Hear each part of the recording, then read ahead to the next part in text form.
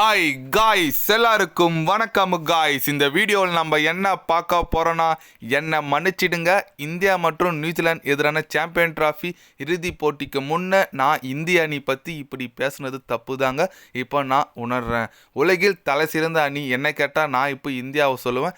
இந்திய அணி பார்த்தாலே பயமாக இருக்குப்பா அப்படின்னு சொல்லிட்டு நியூசிலாந்து அணியின் தலைமை பயிற்சியாளர் கிரி பார்த்தீங்கன்னா இந்திய அணி குறித்தும் அதுமாதிரி மன்னிப்பு கேட்டு சில பல கருத்துக்கள் ஓப்பனாக பேசியிருக்காரு. நியூசிலாந்து தோல்வி குறித்தும் அவர் என்ன பேசினார், ஏது பேசினார் சொல்லிட்டு வீடியோவில் டீட்டெயில்டாக பார்க்கலாம். அதுக்கு முன்னே நீங்கள் நம்ம சேனலுக்கு புதுசாக வந்திருந்தீங்கன்னா ஒரே ஒரு சப்ஸ்கிரைப் மட்டும் பண்ணிவிட்டு வாங்க, வீடியோக்குள்ளே போகலாம். ஆமாங்க, நியூசிலாந்து தலைமை பயிற்சியாளர் கிரி என்ன சொன்னாருன்னு கேட்டிங்கன்னா, இந்திய அணி ஒரு வலுவான அணி, நான் ஒத்துக்கிறேன். நான் போட்டிக்கு முன்னே இந்தியாவை வீழ்த்திடுவோம், கண்டிப்பாக இந்த கோப்பையை நாங்கள் தான் வெல்வோம்னு சொல்லிட்டு பேசுனது தப்பு தான். போட்டிக்கு முன்னே எப்பவுமே அந்த மாதிரி பேசக்கூடாது. நான் ஜெயிப்பேன்னு ஒரு நம்பிக்கையில் பேசிட்டேன், என்ன மன்னிச்சிடுங்க. என்னை பொறுத்த வரைக்கும் இப்போ யார் உலகில் தலை சிறந்த அணி கேட்டால் நான் இந்தியாவை சொல்லுவேன். ஏன்னா அந்தளவுக்கு ஒரு தரமான அணியாக இந்திய அணி இருக்காங்க. ஃபீல்டிங், போலிங், பேட்டிங் சொல்லிட்டு நல்ல ஒரு ஆல்ரவுண்டிங் டீமாக இருக்காங்க. கண்டிப்பாக அவங்களுக்கு இந்த கோப்பை ஒரு தகுதியானது தான். இருந்தாலும் ரோஹித் சர்மா, விராட் கோலி பார்த்தா எனக்கு ரொம்ப பொறாமையாக இருக்குது. இது போன்ற 2 பிளேயர் எங்கள் அணியில் இல்லையே.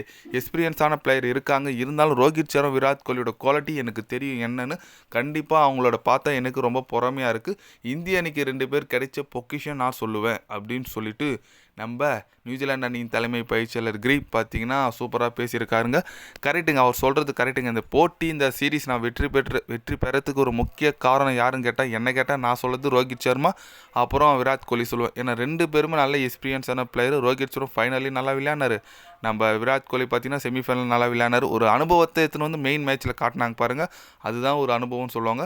அவங்க டீமில் நல்ல வீரர் இருக்காங்க. கெயின் வில்லியம்சன், சாந்தனர் சொல்லிட்டு நல்ல ரச்சின் ரவீந்திரா சொல்லிட்டு நல்ல வீரர் இருக்கிறாங்க.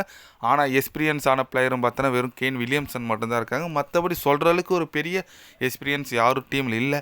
அது ஒரு பெரிய ட்ராபேக்காக இருக்குன்னு சொல்லியிருக்காரு.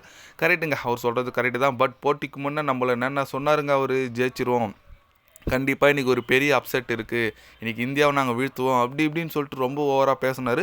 இந்திய அணி பேக் ஃபயர் ஆகிட்டு இந்திய அணி செம ரிவெஞ்ச் கொடுத்துட்டாங்க. அதனால் அதுக்கு தான் இப்போ மன்னிப்பு கேட்குற மாதிரி பேசியிருக்காரு. ஓகே விடுங்க, முடிஞ்சு போச்சு. இதுக்கு மேலே எங்கள் ரசிகர்களே இதை பற்றி மறந்துடுவாங்க. அடுத்த ஐபிஎல் வேறு வரப்போகுது.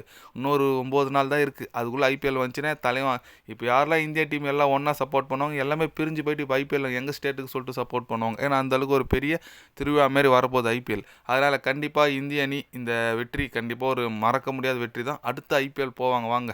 யார், ஜடேஜாவா, அப்புறம் ரோஹித் சர்மா, விராட் கோலி, ஆள்கால் ஒரு டீமில் இருப்பாங்க.